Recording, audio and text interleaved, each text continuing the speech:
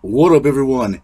I'm the one, the only Jack Slater, aka the Comic Outlaw, and I'm just gonna warn you right off the bat. This is the comedian before Watchmen, and it does get filthy, y'all. This is an adult comic book show, so if you are under 18, get the hell out of my fucking YouTube site. Yeah, because it's gonna get nasty. Nasty. Yeah. The comedian's back. And man, he got to play on American soil. Let's get into it. The comedian's in Hawaii right now, chilling, having himself a good time, checking out the local talent, playing some pool, hanging out by the jukebox, drinking a beer. All in all, a good time for an American. But at any rate, he gets a call from Bobby Kennedy. And basically, he's pissed off.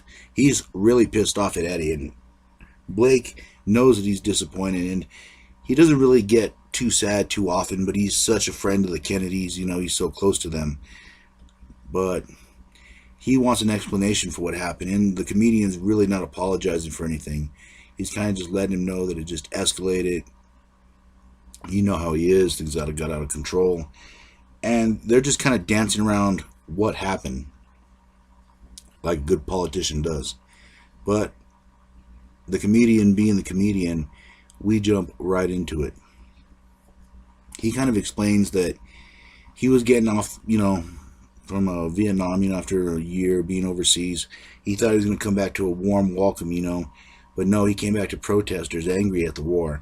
And this is the thing about Vietnam. It was such a divided war because there's a lot of things happening behind the scenes. So there was a lot of protesting against the war. And he was also a superhero at this time, so he had a reputation. So he thought he would get a little bit of a hero's welcome.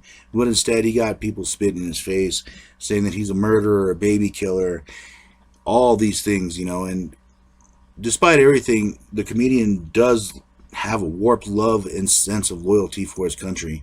And he saw this girl that reminded him of someone, his daughter, his secret daughter. And he's really pissed off with her, She just can't see his way of thinking. And all of a sudden, a tomato just comes out of nowhere and splats her right in the back of the head. And this is the other side of the protest. The people that are supporting America, supporting the war. And basically, yes, our nation is divided at this point. There's two sides, The real hardcore people supporting the war, supporting the troops, supporting the boys that are, going off and fighting and dying. And in a lot of ways, both these groups aren't wrong. The war was wrong for happening, but these men want to support the troops and therefore pie America, the flag. And it's just two opposing views, and that's what makes America great and does cause us a fair amount of pain sometimes, is that everyone has a right to express their opinion. But meanwhile, the comedian's trying to unwind, trying to kick back, get himself a shoe shine, maybe get a beer, find a lady. But he gets called in because there's rioting going on in America. There's rioting going on in Watts. And they want to send him there to deal and neutralize the situation.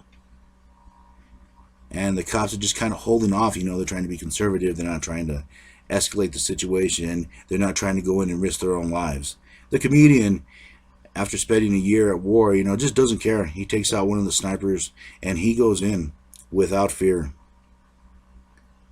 ready for whatever is going to come in this riot. And there's this guy blowing up a couch, just saying, let it burn. And the comedian's like, yeah, that's a good idea. Since you want to let it burn, why not yourself? That couch looks comfy, doesn't it? Why not have a seat? And of course, the comedian gets stopped by a community, the community, the rest of the people there in the neighborhood. And they think that he's doing this because he's motivated by a black thing. I think he would have did it if it was a white guy, a Mexican, an Asian dude. The comedian doesn't care about race. He will kill you. He's an equal opportunity killer, in my opinion. And I just love how he just turns around, and he has that smile on his face. This paint just makes him look so extra evil. It is awesome. And people are just freaking out, they don't know what to do. And at this point, he hasn't really hurt nobody yet. He's smoking a cigar and someone threw a brick at him. I want you to keep that in mind. The comedian didn't throw the first punch, but you damn sure that he's going to throw the last. And they're kind of talking to him, calling him a racist, calling him this and that. And he's about to give them exactly what they want.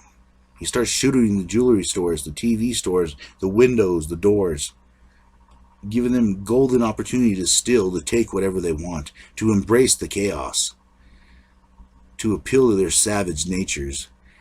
He blows up a jewelry store and tells them to have at it. Take what you want. While he's just having a good time, enjoying the chaos, the savagery of man, because he believes civilization is a joke, that deep down man is really just savage. Man is an animal. And as the cops are trying to get things under control, they're kind of blaming the comedian for everything. As a dog's copping a squat right there, this cop's just kind of making fun of the community, calling them monkeys. And this is where the comedian gets a little bit of revenge on this guy.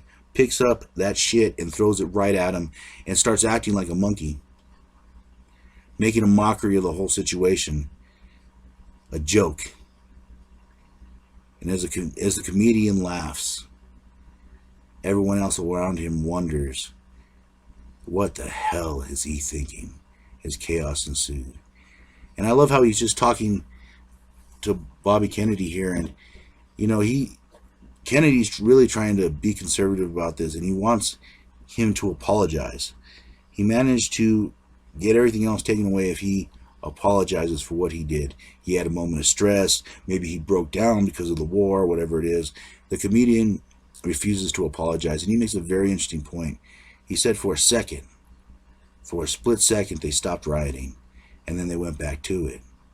And he said, well, why did they do that? He's all, because I was there. Both reasons, order and chaos. And as he finishes his last drink, hangs up the phone with Bobby and takes his woman home, she asks him if he has rubbers, and he goes, rubbers? No. I'm all the protection you need, baby. As a comedian's going to give her a one-night stand show tonight. Giggles and tickles. And I'll catch you on the flip side.